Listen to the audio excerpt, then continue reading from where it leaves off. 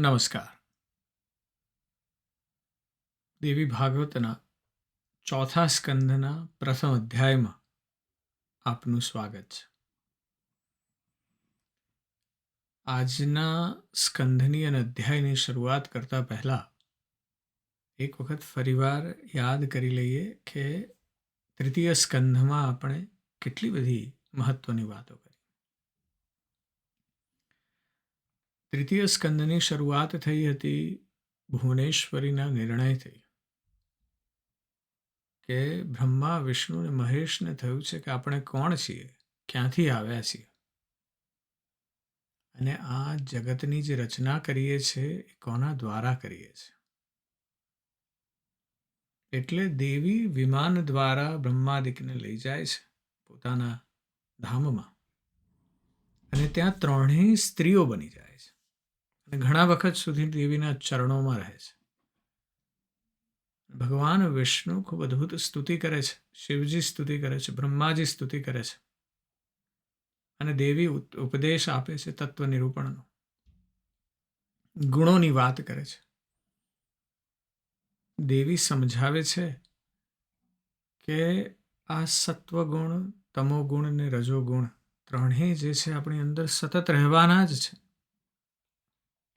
આપણે શેને પ્રાધાન્ય આપીશું તે મહત્વનું છે. અને પ્રાધાન્યની અને ગુણોના અધિકારની જે વાત છે એ વાત કરવા માટે આપણે વિષ્ણુ ભગવાનનો દેવી યજ્ઞ અને ત્યારબાદ જે આખી ઘટના, જે સેન્ટ્રલ પોઈન્ટ હતો એ અધ્યાય, એ સ્કંદનો, એના સુદર્શનની કથા આપણે સાંભળી કે સુદર્શનના પિતાનું મૃત્યુ થયું છે, વિલ નથી કર્યું, એટલે સુદર્શન અને શત્રુજીત વચ્ચે કોને રાજ્ય મળશે તેનો એનો નિર્ણય કરવા માટે એમના બેયના દાદાઓ, બેયના નાનાજીઓ આવ્યા છે ત્યાં. શત્રુજીત તરફથી યુધાજીત અને સુદર્શન તરફથી વીરસેન આવ્યા છે. વીરસેનનું મૃત્યુ થાય છે યુદ્ધમાં, અને સુદર્શન માતાની સાથે ભાગી જાય છે. ઋષિના આશ્રમમાં રહે છે, અને ત્યાં સુદર્શનને કામ બીજની પ્રાપ્તિ થાય છે. ભારદ્વાજના જ આશ્રમમાં સુદર્શનને માતા સ્વપ્નમાં આવે છે અને સમજાવે છે કે તારા લગ્ન એ કાશીરાજની કન્યા સાથે થશે. અને આ તરફ શશિકળાને, કાશીરાજની કન્યાને જઈને કહે છે માતા એના સ્વપ્નમાં આવીને કે તારા લગ્ન સુદર્શનની સાથે થશે. એ સુંદર કથા આપણે સાંભળી. અને શશિકલા અને સુદર્શન બે યુવાન છે, પણ એમની દેવી પ્રત્યેની શ્રદ્ધા અને નિષ્ઠા બેનું પરિણામ આપણે સાંભળ્યું કે મહાયુદ્ધ થાય છે લગ્ન પછી, અને એમાં દેવી શત્રુઓનો નાશ કરે છે. અને એમ મહાદેવીએ કાશીમાં નિવાસ કર્યો છે, અને સુદર્શન ત્યાં અયોધ્યામાં અંબિકા દેવીની સ્થાપના કરે છે. ત્યારબાદ આપણે નવરાત્રિની વિધિ અને કથા સાંભળી, અને કુમારિકાઓની કથા સાંભળી, અને ત્યાંથી એ અધ્યાય આપણને રામાયણના કથા પ્રસંગ તરફ લઈ આવ્યો. સીતાહરણની વાત કરી આપણે, રામચંદ્રને શોક લાગ્યો છે તેની વાત કરી, અને નારદજીએ નવરાત્રની કથા અને વાર્તા અને એની સંપૂર્ણ વ્રત કરાવી, અને રામની અંદર પાછું ફરીવાર એ જોગ ભરી દીધો, શક્તિ ભરી દીધી. દેવીએ ખુદ આવી અને રામને પોતાના પૂર્વજન્મની યાદ કરાવી છે. આ કથા આપણે સાંભળી છે. એટલે એ કથા જે છે ત્યાંથી જન્મેજયની જે કથા છે એ બહુ મહત્વની છે. જન્મેજયનો પોતાનો ધીમે ધીમે ચાલી રહ્યો આધ્યાત્મ તરફનો પ્રવાસ છે. અને એના લીધે હવે આપણે અધ્યાય 4માં એક નૂતન જિજ્ઞાસાનો જેનો પ્રવાહ છે, એની આધ્યાત્મની જે ગતિ છે તે તરફ પ્રવેશ કરી રહ્યા છે. એ ધીમે ધીમે અધ્યાત્મના એક ઊંચા શિખર તરફ દ્રષ્ટિ માંડી રહ્યો છે. જન્મે છે, જ્ઞાન પીપાસુ બની રહ્યો છે, ગહન પ્રશ્નો લઈને ઉપસ્થિત થઈ રહ્યો છે. અને એ આપણે આજથી વાત કરવાની છે. પણ ગયા અધ્યાયમાં આપણે એ પણ સાંભળ્યું, સ્કંદ 3ના છેલ્લા અધ્યાયમાં, કે સીતાજીના વિયોગમાં શોકાતુર ભગવાન જે છે શ્રી રામ, મનુષ્ય રૂપમાં એમને પણ એટલું જ દુઃખ થાય છે.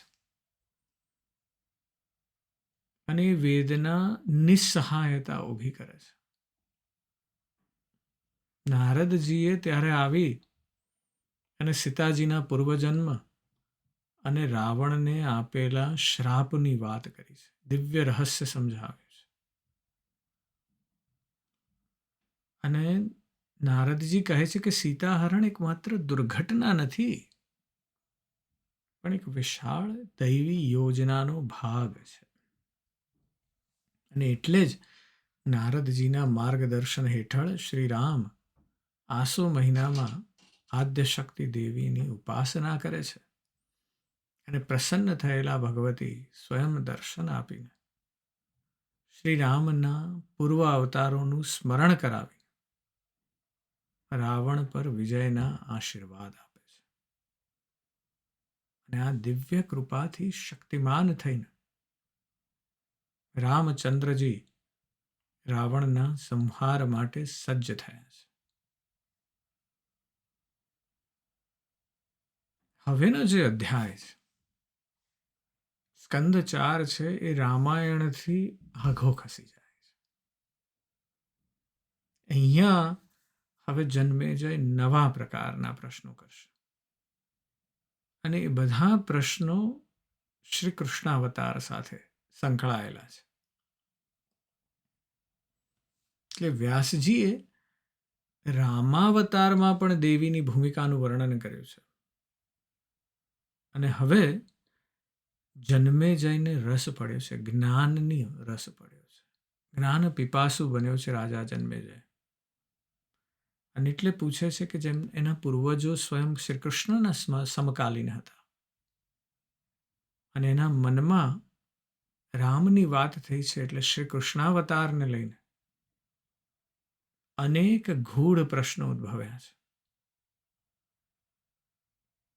એટલે હવે જન્મેજય એક સામાન્ય શ્રોતા નથી રહ્યો, જે આગલા અધ્યાયમાં બન્યું છે, આગલા સ્કંદમાં બન્યું છે. પણ હવે એ તીવ્ર જિજ્ઞાસુ થયો છે, સત્યના મૂળ સુધી પહોંચવા માંગે છે. એટલે હવે એના જે પ્રશ્નો છે, આજના અધ્યાયથી આપણે જે ચાલુ કરીએ છીએ, એ બધા પ્રશ્નો ધીમે ધીમે ગૂઢ થતા જાય છે, ખૂબ ડીપ થતા જાય છે. અને એનું વર્ણન એ આજનો અધ્યાય છે, જે આપણને એક કથાની પેલી વાર્તાની દોરી સાથે જોડે છે. આખી કૃષ્ણાવતારની વાત કરવાની છે. જન્મેજય વ્યાસજીને વાસવે એટલે કે વસુ અને સત્યવતીના પુત્ર તરીકે પ્રણામ કરીને પૂછે છે કે હે મુનિશ્રેષ્ઠ, જ્ઞાન સાગર, નિષ્પાપ, અમારા કુળના હિતેચ્છુ, સૂરસેનના પરાક્રમી પુત્ર યદુવંશી વસુદેવ, જેઓ સ્વયં શ્રીહરિના પિતા અને દેવો દ્વારા પૂજિત હતા, તેમને કંસે શા માટે કારાવાસમાં નાખ્યા? તેમનો અને દેવકીનો શો અપરાધ હતો? એ પ્રશ્ન કરે છે કે કંસે દેવકીના 6 માસૂમ પુત્રોને શા માટે મારી નાખ્યા? અહીં સ્વયં શ્રીહરિએ વસુદેવના પુત્ર તરીકે કંસના કારાવાસમાં શા માટે જન્મ લીધો? જગતના સ્વામી, યાદવ કુળના શાસક ભગવાન શ્રી કૃષ્ણને ગોકુળ કેવી રીતે લઈ જવામાં આવ્યા? અને ક્ષત્રિય કુળમાં જન્મેલા હોવા છતાં તેઓ ગોપાળ તરીકે શા માટે ઓળખાયા? અને મહત્વની વાત એ છે કે સૃષ્ટિનું સર્જન અને પાલન કરવા સમર્થ અદમ્ય પરાક્રમી શ્રી કૃષ્ણએ પોતાના માતા પિતાને તરત જ કેદમાંથી મુક્ત કેમ ન કર્યા? શું પરમાત્માના માતા પિતા પણ એમની પર પણ ભાગ્યનો પ્રભાવ હોઈ શકે? જન્મેજય આગળ પ્રશ્ન કરે છે કે કંસે મારેલા વસુદેવના પુત્ર કોણ હતા? અને તે બાળકી કોણ હતી જે પથ્થર પર પટકાતા જ આકાશમાં અષ્ટભુજા દેવી રૂપે પ્રગટ થઈ? એટલે અહીં જોઈએ તો જન્મેજય ભગવાનની શક્તિ જે છે અને એની સર્વશક્તિમતા અને તેમની નજીકના સ્વજનો પર આવેલી જે આપત્તિઓ છે એની વચ્ચે દેખાતો જે વિરોધાભાસ છે એની પર આંગળી ચીંધે છે. કહે છે શ્રી કૃષ્ણ તો ભગવાન છે, તેના માતા પિતાને શું કરવા આટલું બધું ભોગવવું પડ્યું?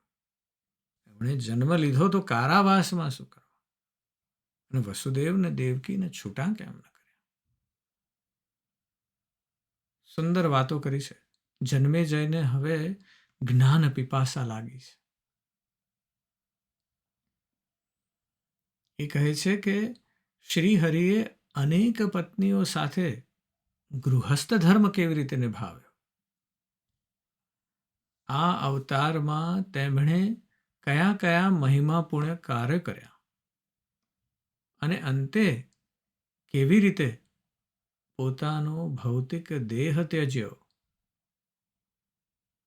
શ્રી હરિના કાર્યો સાંભળીને મારું મન ભ્રમના સમુદ્રમાં ડૂબી જાય છે. ક્યારેક તેમના કાર્યો એવા લાગે છે કે જે સ્વયં પરમાત્મા સિવાય કોઈ ન કરી શકે. તો ક્યારેક સામાન્ય મનુષ્ય જેવા કાર્યો સાંભળવા મળે છે. તેથી વસુદેવ પુત્ર ભગવાનનો અવતાર હતા કે સામાન્ય મનુષ્ય, તે હું નક્કી કરી શકતો નથી. અહીંયા જન્મેજયનો જે પ્રશ્ન છે એ ભગવાનના અવતારના દ્વૈત સ્વરૂપ તરફ છે. જન્મેજયનો આ જે પ્રશ્ન છે અવતાર તત્વના હાર્દને સ્પર્શ છે. ખૂબ ડીપ છે. દરેક ધર્મને આપણે જોઈએ ને તો દરેક ધર્મમાં આ જ પ્રકારના પ્રશ્નો ઉદ્ભવ્યા છે. ક્રિશ્ચિયાનિટીમાં, ખ્રિસ્તી ધર્મમાં ઈસુ ખ્રિસ્ત, ઈસુના દ્વૈત સ્વભાવ પર સદીઓથી ચર્ચા વિચારણા ચાલી રહી છે.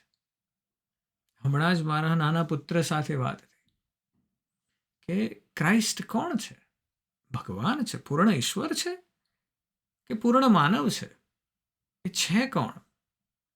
કારણ કે વાત ક્રિશ્ચિયાનિટીમાં છે હોલી ટ્રિનિટીની, 3 જણા છે. ત્યારે જ એ ટ્રિનિટી બને છે. અને એટલે ખ્રિસ્તી ધર્મશાસ્ત્રમાં જીસસ કોણ એની વાત ચાલે છે. એની સતત ઊંડી ચર્ચા થતી આવી છે. તેમના ચમત્કારો એ દૈવી શક્તિ તરફ આપણને જોડે છે. પણ એમણે સાથોસાથ માનવીય પીડા પણ ભોગવી છે. ક્રુસિફિક્શન થયું છે, ક્રોસ ઉપર મૃત્યુ થયું છે. આ દ્વૈતતા દર્શાવે છે. બોધિસત્વમાં, બૌદ્ધ ધર્મમાં પણ બોધિસત્વની જે વાત છે આ જ છે કે આ બોધિ પામેલા જીવો જે છે એ અન્યની સહાય માટે સંસારમાં પુનર્જન્મ લેવાનું પસંદ કરે છે. તેઓ પરમ જ્ઞાન અને સાથે સાથે સંસારિક દુઃખ પ્રત્યે પણ કરુણા પણ દર્શાવે છે. એટલે વાત એવી છે કે જન્મે જઈને પ્રશ્ન થાય છે કે શ્રી કૃષ્ણ ક્યારેક તો બધી ભગવાન જેવું કર્મ કરે છે અને ક્યારેક સામાન્ય જન જેવું કર્મ કરે છે. છે કોણ? એ ખરેખર માનવ છે કે ભગવાન છે? દ્વૈતની વાત છે. એ આગળ પ્રશ્ન કરે છે કે મેં સાંભળ્યું છે કે અર્જુન અને શ્રી કૃષ્ણ તે પ્રાચીન નરનારાયણ ઋષિઓના અંશાવતાર હતા. આ બંને દેવર્ષિઓ જેઓ વિષ્ણુના અંશ હતા અને બદ્રિકાશ્રમમાં તપસ્યા કરતા હતા. તેઓ પોતાના પૂર્વ શરીરનો ત્યાગ કર્યા વિના કૃષ્ણ અને અર્જુનના શરીરમાં કેવી રીતે અવતર્યા? અને જો તે બંને મુનિઓએ કઠોર તપસ્યા દ્વારા મુક્તિ પ્રાપ્ત કરી લીધી હતી તો તેઓ ફરીથી બીજા શરીરમાં કેવી રીતે જન્મી શક્યા? શાસ્ત્રો કહે છે કે શુદ્ર સત્કર્મ કરીને વૈશ્ય, વૈશ્ય ક્ષત્રિય અને ક્ષત્રિય બ્રાહ્મણ અને નિષ્કામ બ્રાહ્મણ મુક્તિ પામે છે. પણ નરનારાયણના કિસ્સામાં તો ઉલટું જણાય છે. કઠોર તપથી શરીર સૂકવી નાખવા છતાં તેઓ ક્ષત્રિયના શરીરમાં જન્મે. કયા કર્મના પ્રભાવ હેઠળ યોગી હોવા છતાં તેમણે જન્મ લીધો? કે કોઈ શ્રાપને કારણે તેઓ બ્રાહ્મણમાંથી ક્ષત્રિય બન્યા? એટલે આ જે કથા છે, જન્મેજયના પ્રશ્નો તમે સાંભળો તો ધીમે ધીમે એમાં ગૂઢતા વધતી જાય છે અને હવે શંકાઓ થઈ છે અને સમાધાન જોઈએ છે. અને એ પ્રશ્નો ત્યારે જ થાય જ્યારે આપણે આધ્યાત્મની કેડી તરફ ચાલવાનું ચાલુ કરીએ. જો આપણે પ્રશ્નો જ ના કરીએ ને તો આપણી એ કેડી તરફ જવાની શક્તિ જ નથી. પ્રશ્ન કરવો ખૂબ જરૂરી છે. અને જન્મેજય આજે પ્રશ્ન કર્યા છે, ચારે તરફ આ પ્રશ્ન થયા છે, દરેક ધર્મમાં થયા છે. તિબેટિયન બૌદ્ધ ધર્મ છે એમાં પણ જ્ઞાની લામાઓ જે છે એમના પુનર્જન્મની પ્રથા છે. એ દરેક આ દલાઈ લામા છે એમનો પણ આ જન્મ છે અને એ કહે છે કે મારો જન્મ હવે આ રીતે થવાનો છે. એટલે પાછળ પણ જોઈ શકે છે ને આગળ પણ જોઈ શકે છે. એટલે જન્મ મૃત્યુ તરફ જન્મેજય કહે છે કે પુનર્જન્મ શા માટે ને કેવી રીતે થાય છે? બહુ દાર્શનિક પ્રશ્ન છે. અને નરનારાયણની કથાથી જન્મેજય પૂછે છે કે આ પુનર્જન્મ એ સ્વૈચ્છિક પસંદગી છે, શેષ કર્મ છે કે કરુણામય કર્તવ્ય છે? છે શું? અને જન્મેજય આગળ કહે છે કે એવું સાંભળ્યું છે કે બ્રાહ્મણના શ્રાપથી યાદવ કુળનો નાશ થયો અને શ્રી કૃષ્ણ પરમાત્માના અવતાર હોવા છતાં પણ તેમનો પરિવાર ગાંધારીના શ્રાપથી મૃત્યુ પામ્યો. પ્રદ્યુમ્નનું હરણ અસુરરાજ સંબર દ્વારા કેવી રીતે થયું? દેવોના દેવ વસુદેવ કૃષ્ણ હાજર હોવા છતાં પ્રસૂતિ ગૃહમાંથી તેમના પુત્રનું હરણ કેવી રીતે થયું? આ તો અશક્ય લાગે છે. દ્વારકા જેવા અભેદ્ય કિલ્લામાંથી પુત્રનું હરણ થતું તેમણે પોતાની દિવ્ય દ્રષ્ટિથી કેમ ન જોયું? હે મુનિ, વાસુદેવ સ્વર્ગ ગયા પછી રસ્તામાં તેમના પત્નીઓને ડાકુઓ દ્વારા લૂંટવામાં આવી. આ વાત મને સમજાતી નથી. જેઓ દુષ્ટોનો નાશ કરવા અને ધર્મનું રક્ષણ કરવા આવ્યા હતા, તેમણે ભવિષ્યમાં પત્નીઓને લૂંટનારા ડાકુઓને પહેલા કેમ ન માર્યા? તેમણે ઉચ્ચ આત્માવાળા, ધાર્મિક અને સગુણી પાંડવોનું રક્ષણ કર્યું. એ ખરું, પણ ભીષ્મ, દ્રોણ જેવા ઉચ્ચ આત્માવાળા સદગુણી વ્યક્તિઓને પૃથ્વીનો ભાર માનીને શા માટે મરાવ્યા? શ્રી કૃષ્ણના ભક્ત સદાચારી યુધિષ્ઠિર અને તેમના ભાઈઓએ રાજસૂય યજ્ઞ કર્યો, બ્રાહ્મણોને દાન આપ્યા, છતાં તેમને ભયાનક કષ્ટો સહન કરવા પડ્યા. દ્રૌપદી, જે યજ્ઞકુંડમાંથી જન્મેલા અને લક્ષ્મીના અંશ હતા, તેમને પણ વારંવાર પીડા સહન કરવી પડી. ભર સભામાં દુશાસને તેમના વાળ પકડ્યા. રજસ્વલા અવસ્થામાં તેમને અપમાનિત કરાયા. મત્સ્યરાજના રાજ્યમાં દાસી બનવું પડ્યું. કીચકે તેમનું અપમાન કર્યું. જયદ્રથે તેમનું હરણ કર્યું. આ બધું કેમ?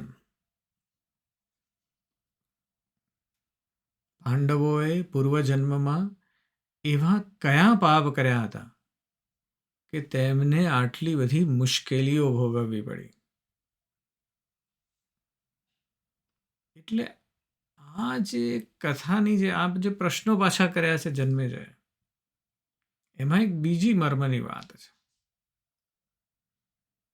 એ જોઈ રહ્યા છે કે સજ્જનો છે એમને આટલી બધી પીડા કેમ ભોગવવી પડે છે. ક્રિશ્ચિયાનિટીમાં એને પ્રોબ્લેમ ઓફ ઇવિલ કહે છે. આ પ્રશ્ન માનવ જાતિના સૌથી જૂના અને સૌથી કઠિન પ્રશ્નોમાંનો એક છે. ગુજરાતીમાં એક બહુ સુંદર પંક્તિ છે કે ખુદા, તારી કસોટીની પ્રથા સારી નથી હોતી. જે સારા હોય છે તેની દશા સારી નથી હોતી. બહુ કઠિન પ્રશ્ન છે. આપણે આગળ વાત કરી છે અબ્રાહમિક ધર્મમાં બુક ઓફ જોબની, કે જોબ એક અત્યંત ધાર્મિક અને સદાચારી માણસ હતો, પણ ભગવાનની પરવાનગીથી શૈતાન દ્વારા અસહ્ય પીડાઓ સહન કરવી પડી છે. અને તે ભગવાનના ન્યાય પર પ્રશ્ન કરે છે, પણ પોતાની શ્રદ્ધા જાળવી રાખે છે. અને એ જ રીતે આ જન્મેજય પાંડવો અને વસુદેવના કષ્ટ અંગેના પ્રશ્ન, એ જ પ્રોબ્લેમ ઓફ ઇવિલ, કે સજ્જનોને કેમ પીડા ભોગવવી પડે છે, એની સાથેની વાત કરે છે. અને આવી જ ઘટનાઓ બધી માઇથોલોજીમાં છે. કે ઘણીવાર સદગુણી પાત્રો હોય એને દેવોની ઈચ્છા કે શ્રાપ કે પોતાના કોઈ અજાણ્યા દોષને કારણે અનિવાર્ય અને દુઃખદ નીતિનો ભોગ બનવું પડે છે. પછી જન્મેજય નૈતિક જે દ્વિધાઓ છે અને કુળનો અંત છે એના વિશેના પ્રશ્નો કરે છે. આજે આપણે સાંભળી રહ્યા છે જન્મેજયના અદ્ભુત પ્રશ્નો વ્યાસજીને, જે સ્કંદ 4ની પૂર્વ ભૂમિકા બાંધી રહ્યા છે. અને હવે એ પ્રશ્ન કરે છે નૈતિક દ્વિધાઓ વિશે અને યાદવ કુળ અને પોતાના કુળના અંતની વિશેની વાત કરે છે. એ કહે છે કે મારા પૂર્વજોએ રાજસૂય યજ્ઞ કર્યો અને છતાંય આટલી ગંભીર મુશ્કેલીઓમાં પડ્યા. જો તે પૂર્વજન્મના કર્મોને કારણે હોય તો તે અશક્ય લાગે છે, કારણ કે તેઓ તો દેવોના અંશ હતા. પાંડવોનો તો દેવોમાંથી જન્મ થયો છે. દેવો એના પિતા છે. કુંતીના પુત્ર પાંડવો, જેઓ સારા આચરણવાળા અને જગતની માયાવી પ્રકૃતિને જાણતા હતા, તેમણે શા માટે કપટથી ભીષ્મ, દ્રોણ વગેરેને માર્યા?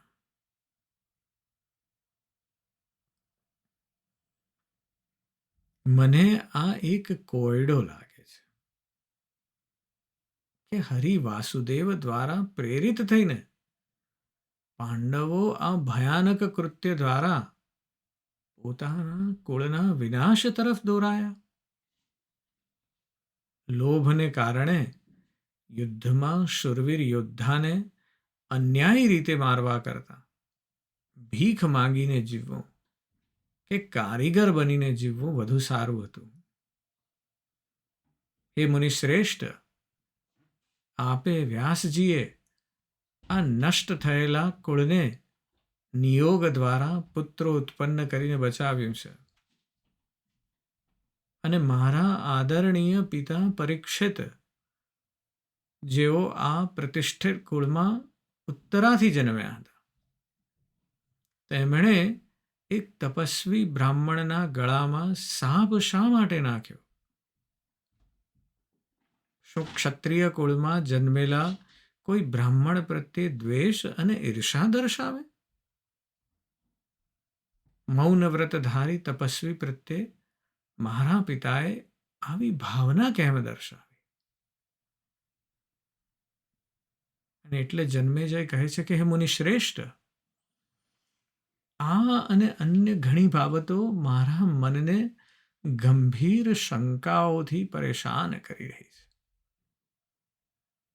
હે દયાળુ સંત, આપ સર્વસ્વ જાણો છો. કૃપા કરીને મારા મનની આ અશાંત સ્થિતિને શાંત કરો.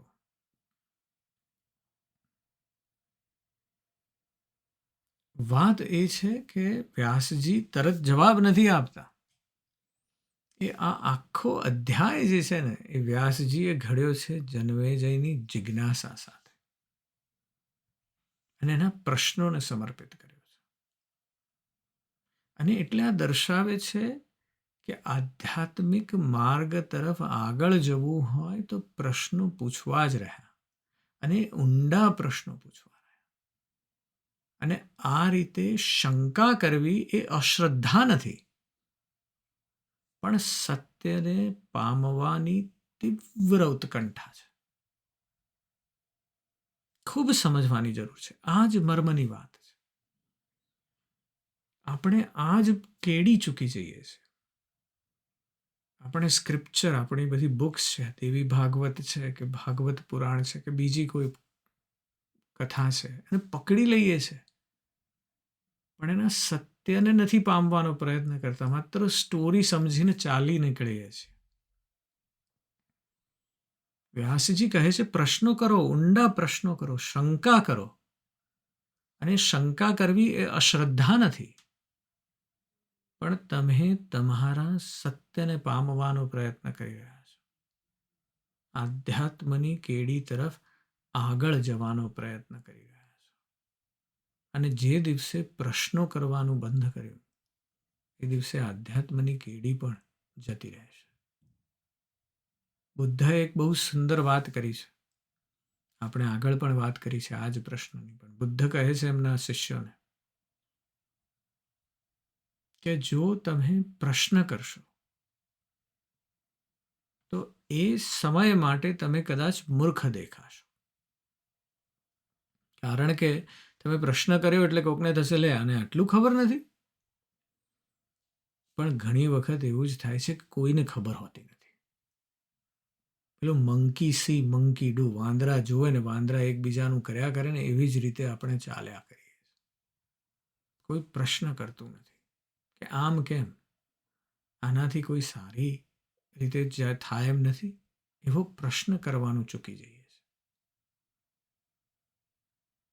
અને એટલે જ બુદ્ધ કહે છે કે જો તમે પ્રશ્ન કરશો તો એક ક્ષણ માટે તમે મૂર્ખ કહેવાશો, પણ કોઈએ જવાબ તો આપવો જ પડશે કારણ કે તમે પ્રશ્ન કર્યો છે. પણ બુદ્ધનું જે બીજું વાક્ય છે એટલું બધું પ્રોફાઉન્ડ છે, એટલું ગૂઢ છે. એ કહે છે કે જો તમે પ્રશ્ન નહીં કરો તો હંમેશાને માટે મૂર્ખ રહી જશો. અને આ જ આધ્યાત્મની કેડી તરફ ચાલવાની શરૂઆત છે, પ્રશ્નો કરવા. અને એટલે જન્મેજયે ખૂબ બધા પ્રશ્નો કર્યા છે.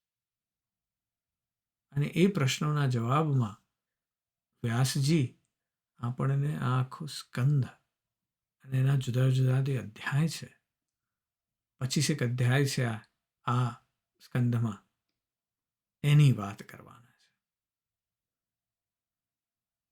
આપણે અદિતિની વાત કરવી છે આ અધ્યાયમાં, અને આપણે અહંકારના આવરણની વાત કરવી છે, પ્રહલાદ અને નારાયણની વાત કરવી છે, શુક્રાચાર્યની વાત કરવી છે, અને શુક્રરૂપધારી બૃહસ્પતિએ દૈત્યોને જે છેતર્યા તેની વાત કરવી છે, અને દેવો દાનવોના યુદ્ધની વાત કરવી છે, વિષ્ણુના અવતારોની કથા કરવી છે, અને દેવતાઓએ જે શક્તિની સ્તુતિ કરી છે તે પણ સાંભળવી છે. છેલ્લે આપણે કંસની વાત કરવી છે અને કૃષ્ણાવતારની વાતો કરવી છે. એટલે આ અધ્યાય આ સ્કંદની શરૂઆત કરે છે પ્રશ્નોથી. અને એ જે પ્રશ્નો છે એ જન્મેજય મહર્ષિ વ્યાસ સમક્ષ ભગવાન શ્રી કૃષ્ણના અવતાર, તેમની લીલાઓ અને તેમના ભક્તોના જીવનમાં બનેલી વિરોધાભાસી જે ઘટનાઓ છે તેના અંગે અનેક ગહન પ્રશ્નો અને શંકાઓ રજૂ કરી છે. વસુદેવ અને દેવકીના કારાવાસ, કંસ દ્વારા બાળ હત્યા, કૃષ્ણના દૈવી અને માનવીય કાર્યો વચ્ચેનો ભેદ, નરનારાયણ ઋષિઓનો પુનર્જન્મ, યાદવ કુળનો વિનાશ, પાંડવો અને દ્રૌપદીના અસીમ કષ્ટો, યુદ્ધમાં થયેલી હિંસા અને પોતાના પિતા પરીક્ષિતના અયોગ્ય વર્તન, આ બધા મુદ્દાઓ પર જન્મેજય હવે સ્પષ્ટતા માંગે છે. અને જન્મેજયની આ જિજ્ઞાસા ઈશ્વરની જટિલ લીલાઓ અને કર્મ ભાગ્યના ગૂઢ રહસ્યોને સમજવાની એક સાચા સાધકની આતુરતા દર્શાવે છે. અને જેમ આગળ કીધું એમ આ અધ્યાય આપણને શીખવે છે કે આધ્યાત્મિક પદ પર પ્રશ્ન કરવો એ અજ્ઞાન કે અશ્રદ્ધાની નિશાની નથી. જો તમને એવું કોઈ કહે કે આવા પ્રશ્ન ન કરો, બસ ફોલો કરો, એ ખુદ જ અજ્ઞાની છે. એ ખુદ જ આધ્યાત્મની પથ પર આગળ ચાલ્યા જ નથી. આધ્યાત્મના જ્ઞાન પ્રાપ્તિનું પ્રથમ સોપાન જ આ છે કે તમે પ્રશ્ન કરવાના ચાલુ કર્યા છે. અને આ જન્મેજયના જે તીક્ષ્ણ પ્રશ્નો છે એ દરેક સાધકના મનમાં ક્યારેક ને ક્યારેક ઉદ્ભવે છે. આ સનાતન પ્રશ્નો છે કે જો ભગવાન શક્તિમાન છે, સર્વશક્તિમાન છે અને કરુણા સાગર પણ છે, તો તેમના ભક્તો અને નિર્દોષો શા માટે પીડાય છે? ઈશ્વરની લીલાઓ આટલી જટિલ અને માનવ બુદ્ધિથી પર કેમ હોય છે? આવા જ જ્યારે પ્રશ્નો હોય ત્યારે જ આપણે શાસ્ત્રોના ગહન ચિંતન અને સદગુરુના શરણ તરફ દોરાઈએ છીએ. અને સાચા જિજ્ઞાસુની વાત જ આ છે કે નિર્ભયતાથી પ્રશ્ન પૂછી શકે છે. અને જ્યારે એ પ્રશ્ન પૂછે છે ત્યારે જ્યારે એને સદગુરુ મળે ને, એ જ માયાના બધા આવરણોને ભેદી નાખી અને પરમ સત્યના પ્રકાશને પામે છે. આગલા અધ્યાયો જે છે એમાં મહર્ષિ વ્યાસ આપણને આ ગહન શંકાઓનું સમાધાન કરી અને જ્ઞાનના ઉચ્ચ સ્તરે લઈ જવાના છે. પણ આપ પણ જરૂરથી ચિંતન કરજો કે ક્યાંક મેં પ્રશ્નો કરવાનું બંધ નથી કરી દીધું ને. અને જો બંધ કર્યું હોય તો આજથી એ કરવાનું ચાલુ કરો. પ્રશ્ન એ અજ્ઞાન અને એ એવા કોઈ પ્રકારના અશ્રદ્ધાની નિશાની નથી. એ તો ખરેખર જ્ઞાન પ્રાપ્તિ માટે તમે આધ્યાત્મની કેડી પર આગળ ચાલ્યા તેની વાત છે. જરૂરથી ચિંતન કરજો. આજે બસ આટલું જ. હું તમારી અંદર બેઠેલા તે પરમ તત્વને પ્રણામ કરું છું. નમસ્કાર.